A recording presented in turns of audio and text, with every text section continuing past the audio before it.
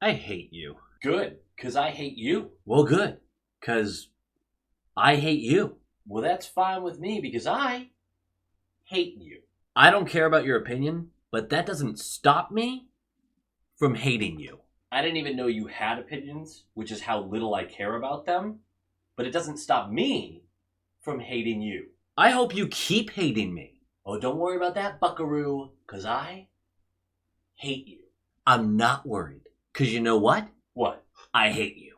I'll hate you forever. I'll hate you more forever. I'll hate you the most forever. I'll hate you the most times 10 forever. God, these teams respect each other. Low quality fans of a high quality Bruins team. That is not a dub. Lost 3 of 4 coming out of the break looking flaccid AF. It ain't great. It ain't great. Now, I'm not going to take this past week and a couple of days of hockey and erase months and months and months and months of evidence that this team, again, we've said this 1,000 times, might not be a true top cup contender, but is a good team, a solid, strong team where if things go right in the playoffs, can eliminate any team they're playing. I truly believe that. There's red flags. This team has weaknesses.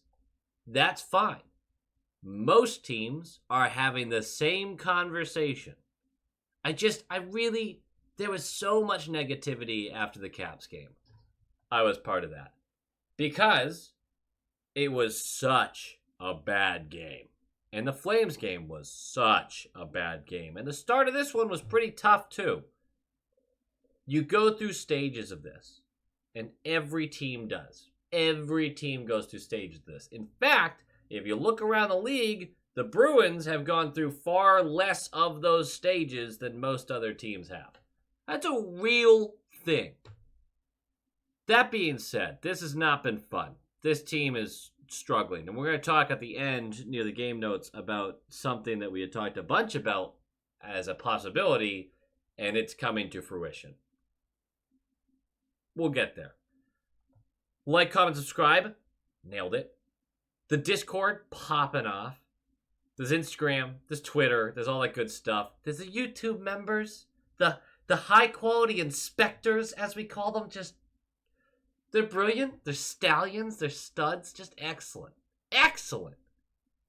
I don't really have a point there other than the fact that they're just fantastic. And I thank them very much. And if you're one of them, thank you. Let's talk about this Tampa team. We've played them twice already. There was an overtime loss to them. Not this one, a different one, in November. And a 7-3 drubbing of them in January. Their offense, spearheaded by Kucherov, is ridiculous. 7th in the league, but their number 1 power play is what really carries them through. They love a special teams battle. Their top dogs can play with damn near anyone. Point and Hagel and Hedman and blah, blah, blah. They're good. They're good. Their depth, not so much, but hey, you can't have it all. Vasilevsky returned from his injury and hasn't looked great. And all of us went, great. No one wants the guy to be hurt. No one wants the guy to be injured. He's a fantastic competitor. I don't dislike Vasilevsky at all. I hate the team he plays for. Just hate them. But I like Vasilevsky for the most part. He's the best goaltender in the world, in my opinion, up to this year. All of that being said, he might be rounding back into form. And that's a really scary thought. Because coming to this game, he had a .901 save percentage on the season. But his last game, he had like a .943. He had a similarly ridiculous number in this one. Dude's awesome. And if he gets hot, this team gets real scary again. And maybe they are getting scary again. They're 7-3-0 in their last 10. But the problem there is out of those 7 wins, again, not including our game, they have beaten one playoff team, and that was the Flyers, which is great, but that doesn't exactly scream contender. Fun fact about the Tampa Bay Lightning. Welcome to Fun Facts with Loqual. I fucking hate that team, man. I hate them. That's a fun fact. about the Tampa Bay Lightning. This was Fun Facts with Loqual. Let's talk about our slumping team. The lines: Marchand, Coyle, Pasta, Freddie, Zaka, DeBrusque, JVR, Geeky, Richard. That was one of the worst lines I've seen all year. And then Heinen, Boquist, Steen, Grizz, McAvoy, Lindholm, Carlo, Forbort, Shattenkirk, and then Olmark. Before we even talk about who was scratched, here's my issue with a couple of these. You are playing Heinen on the fourth line. Heinen's been really solid for us. I don't know why you're playing him down there. I don't get it. And not even because, like, hey, he should be working with better talent. He should be getting more ice time, is what it is. And I know he plays a little bit of the penalty kill, things like that. But Forbort Shattenkirk is a bad pairing. And we know that. We have months of evidence of that. We're aware of that. The guys who are scratched, Lauko, who every time he has a good game gets scratched. I mean, his last game wasn't great, but he's got to have the most confusing year mentally for him, because every time he feels like he's doing well, Monty must be like, you suck. And then vice versa. Wotherspoon scratched. Who has a right to be looking around flabbergasted? Like, unless the conversation was, hey man, we're trying to keep everyone fresh, so you're going to come in and out of the lineup. Our top 4 dogs aren't missing games, but Forbort and Shattenkirk and you are going to have to swap around, even though Forbort's going to play every game until the heat death of the universe just to spite me. Why are we not playing Wotherspoon? He's better than both your options on your third pair. In fact, you have 2 guys, Lohrei and Shattenkirk, where if you dropped Forbort down to the AHL, bring Lohrei up, Lohrei and Shattenkirk. Lohrei and Wotherspoon, you know what I mean. If it was a Lohrei and Wotherspoon third pairing, I think we'd be a lot happier, is all I'm saying. It's all I'm saying. I just think you have 2 defenders who are better than the guys you're playing on the third pair, and that your third pair is terrible. I don't get it. I don't get it. This is also Marchand's 1,000th game, all with the Bruins. He becomes the 40-something player to do it. He's awesome, and I love him, and I appreciate him. Our captain. What a guy. 1,000 games. 1,000 rat games. You love to see it. Well deserving of the captaincy. Good stuff for him. I think the celebration's supposed to come next week at some point.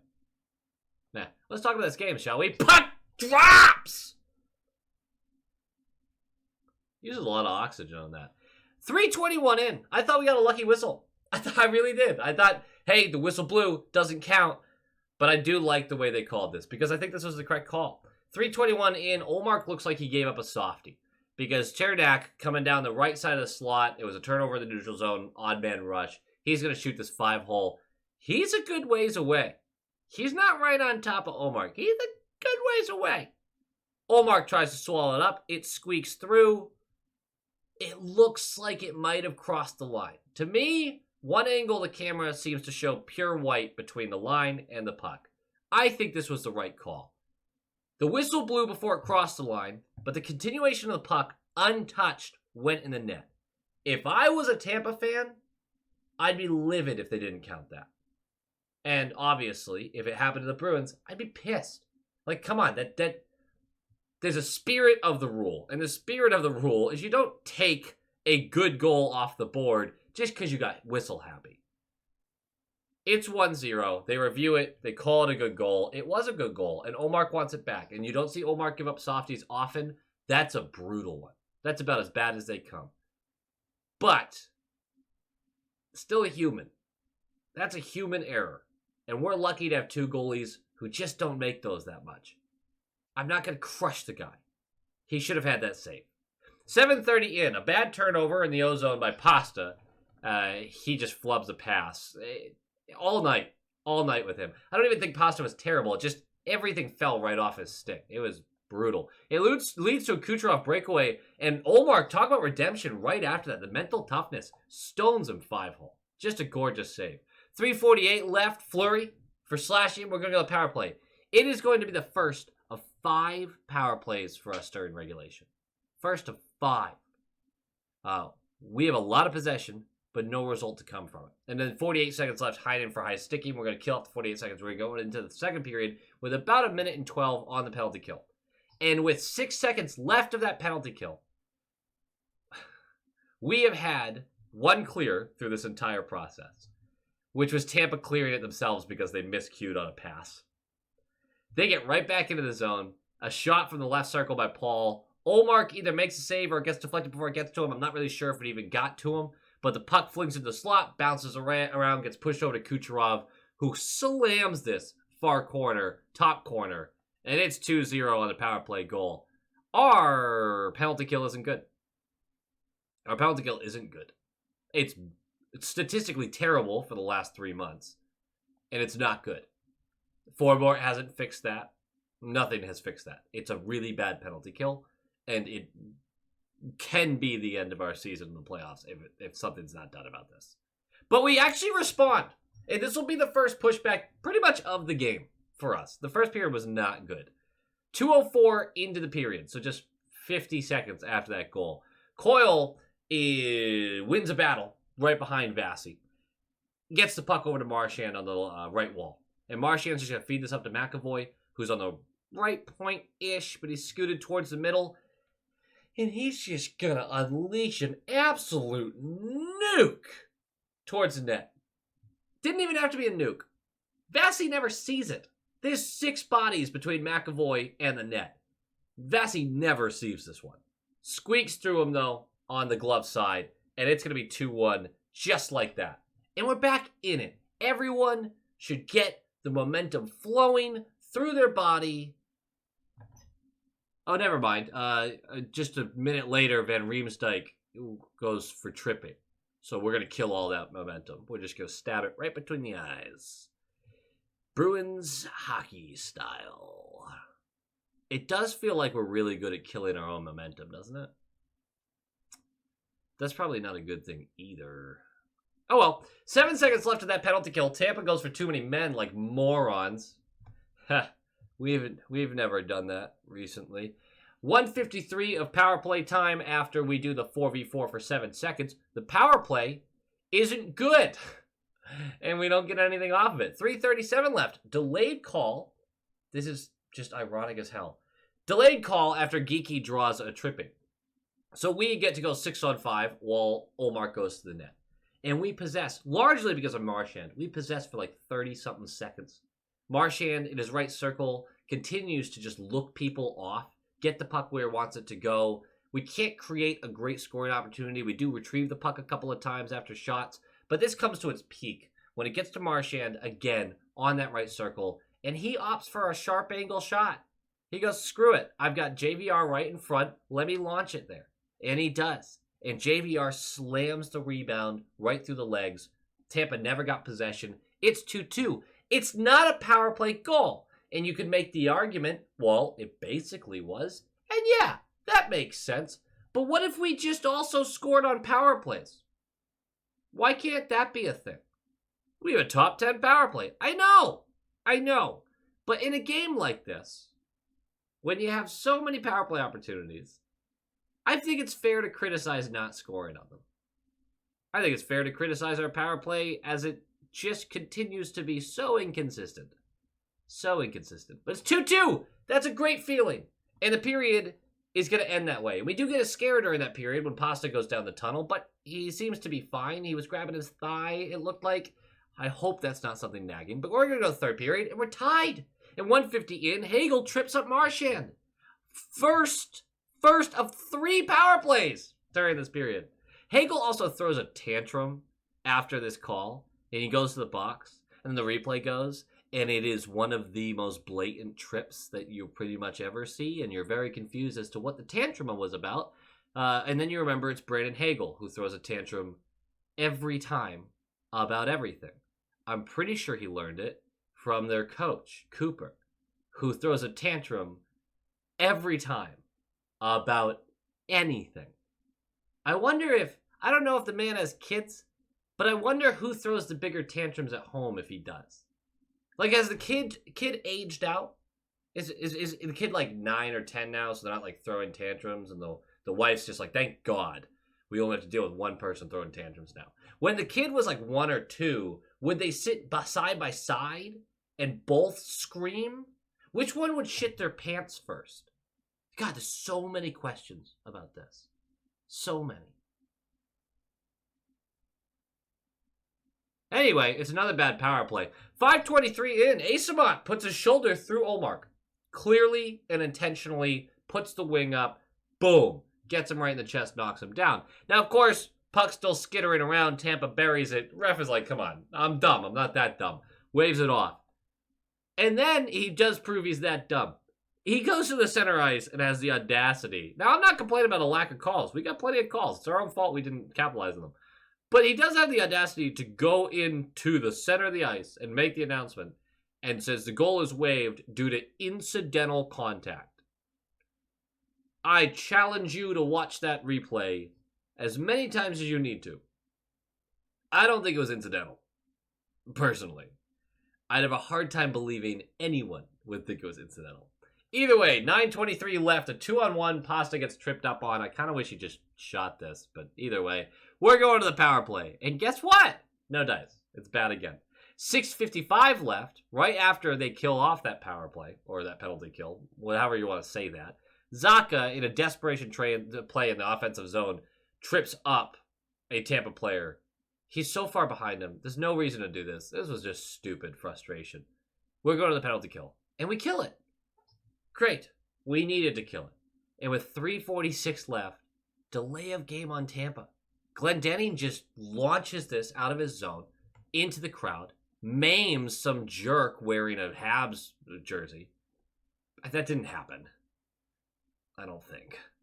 Either way, we're going to the power play again. And the amount of gifts that Tampa has given us, the too many men, this delay of game, like, capitalize. Just make them pay for it. And again, nothing. And it's not like we lacked possession. A lot of these power plays had a lot of possession, but no finish at all. And none of the dirty, grimy stuff that you need to do with this team. This team needs to score in grimy ways. They don't have enough guys that are just going to bury pucks, especially when Pasta's a little cold. It's just not going to happen that way. So we're going to go to overtime. And overtime is about 4 minutes of Tampa playing keep away and not shooting the puck. There's a couple big moves, but whatever. And with 2.6 seconds left of this overtime, there's a clear hooking call to prevent a scoring chance for Coyle. So it's 5-on-3 for 2.6 seconds, and we're going to the shootout. And the only person who scores on the shootout is Point, because he comes in with speed, fakes in on Olmark. Olmark sells out, goes around him. Olmark dives, makes the glove save, and accidentally knocks it in the air for his blocker hand to come through and knock it into the net. So it's a goal. And that's the only goal of the shootout, and we lose 3-2. That's the final. The game notes, there's one game note. There's just one. Well, there's two. The first one is that our special teams isn't great. It's just not. And it's not going to end our season. It just could. Because if they go cold enough, if they can't hold their own level of just being okay, it's going to be real tough to win a series, is all I'm saying. But the big game note I have is this is a scenario we talked about. It could happen. This team needs consistency from its stars. That's Pasta, Marchand, McAvoy, Olmark, and Swayman. Has to have it. Because it is possible for the entirety of the rest of the team to go cold all at the same time. Now, obviously, that can happen to any team, right? This isn't some groundbreaking theory I have. But we have streaky players in this team. We played Moneyball with the bargain bin in the offseason.